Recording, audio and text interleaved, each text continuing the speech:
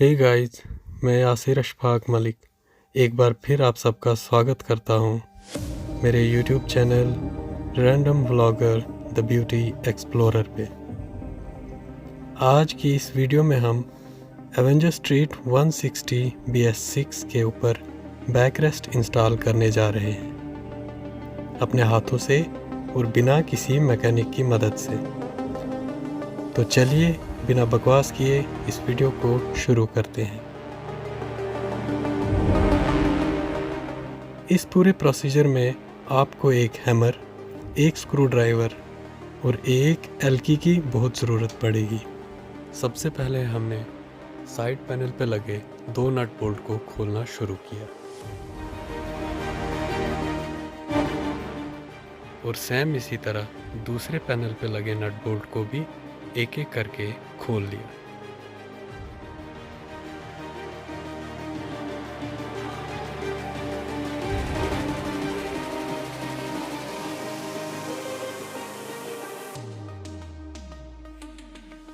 Panel को निकालकर किसी सेफ जगह पर रख लिया ताकि इसे स्क्रैच से बचाया जा सके।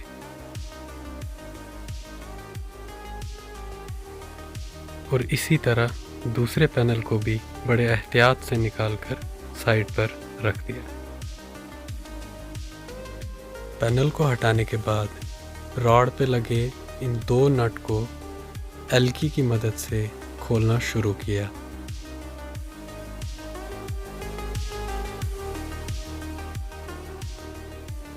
एक एक नट बोल्ट खोलने में बहुत मेहनत और टाइम लग रहा था।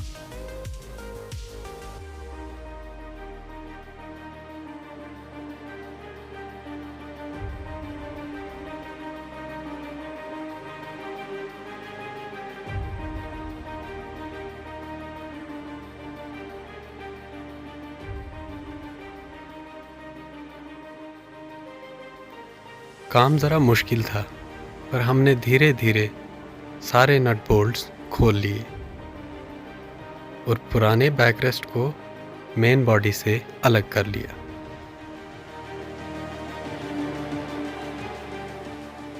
अब बारी थी नए बैकरेस्ट को इंस्टॉल करने की, जो मैंने अमेज़ॉन से मात्र 1300 रुपये में ख़रीदा था।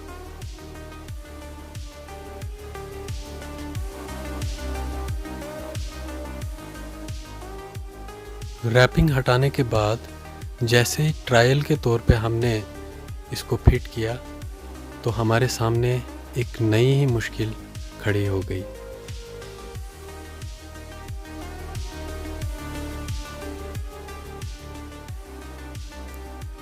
बैकरेस्ट की मोटाई इतनी ज़्यादा थी कि स्क्रू अपनी पकड़ बिल्कुल नहीं बना पा रहे थे।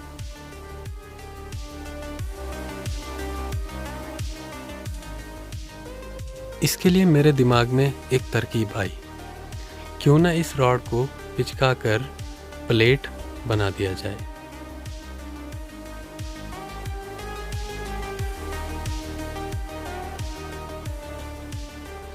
मैंने हैमर उठाया और इस रॉड को प्लेट में कन्वर्ट करना शुरू कर दिया।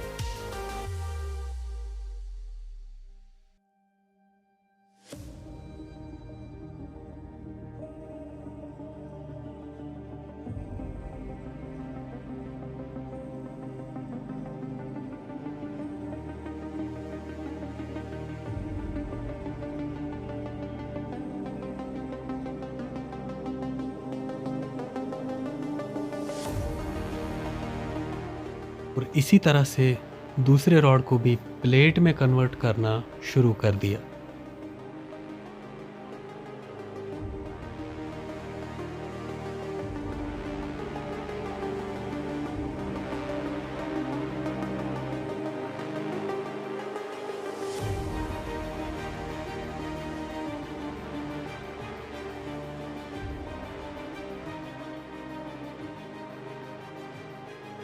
और इसके बाद दोनों प्लेट्स को हैमर की मदद से सीधा और सटीक बनाने की कोशिश की ताकि ये आसानी से पैनल पे फिट हो सके। दोनों साइड एक एक स्क्रू लगाने के बाद हमें एक बात का पता चला कि इसका अपर होल बाइक के होल के साथ मैच नहीं कर पा रहा था। ये एक नई मुश्किल हमारे सामने खड़ी हो गई और इसके लिए हमने इसके छेद को और बड़ा करने की कोशिश की।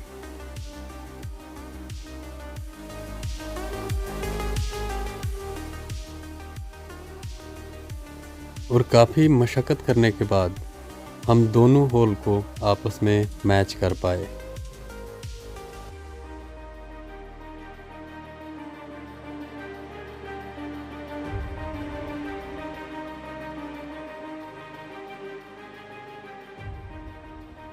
दोनों होल्स को मैच करने के बाद हमारा बैकरेस्ट फाइनल टच के लिए तैयार था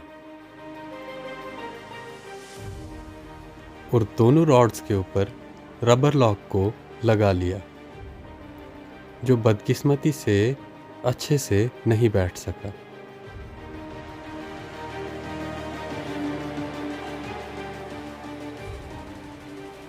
और सारे नट बोल्ट्स को एक एक करके दोबारा से वैसे ही असेंबल किया जैसे कि उसे खोला गया था।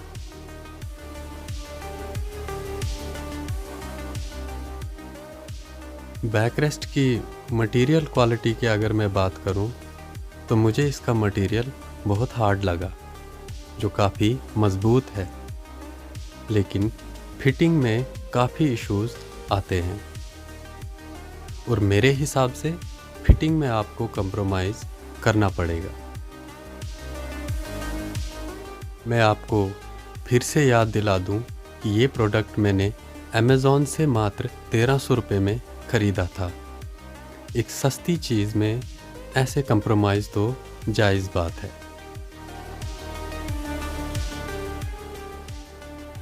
तो अगर आप इससे बढ़िया बैकरेस्ट लगाना चाहते हैं तो आपके पास एवेंजर 220 का कंपनी फिटेड बैकरेस्ट सबसे बेहतरीन ऑप्शन है।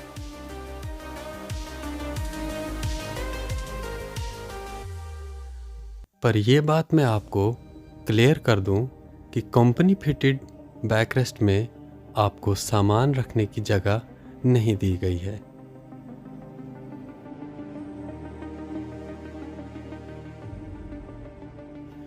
खैर, हमने एक एक करके सारे नट बोल्ट्स को टाइट कर दिया, लेकिन दोनों प्लेट्स के बीच में हमें थोड़ा सा गैप देखने को मिला। बदकिस्मती से बैकरेस्ट की प्लेट और मेन बॉडी की प्लेट आपस में मैच नहीं हो रही थी। इस खामी को छुपाने के लिए हमारे पास साइड पैनल्स का ऑप्शन कंपनी की तरफ से दिया हुआ है, तो हमने दोनों नट के साथ इस साइड पैनल्स को दोनों साइड लगा लिया।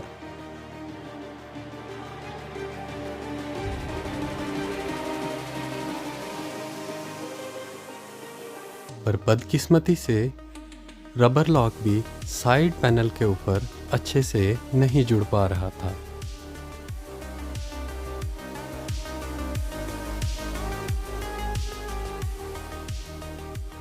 बैकरेस्ट की रॉड के ज़्यादा मोटे होने की वजह से रबर लॉक इस पे अच्छे से नहीं बैठ रहा था।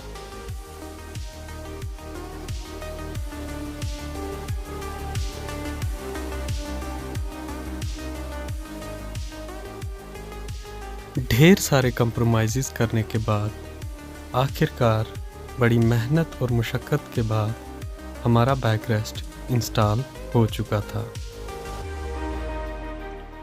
जो देखने में काफ़ी आकर्षित लग रहा था। तो फ्रेंड्स, इस वीडियो को लाइक और शेयर ज़रूर करें और मेरे चैनल को भी सब्सक्राइब करें। और एवेंजर स्ट्रीट 160 के रिलेटेड कोई भी क्वेरी हो तो मुझे कमेंट करें। तो मिलते हैं एक ऐसे ही नए इंटरेस्टिंग वीडियो में। तब तक आप अपना भरपूर ख्याल रखिए और मुझे दीजिए इजाज़त। गुड बाय, शब खैर।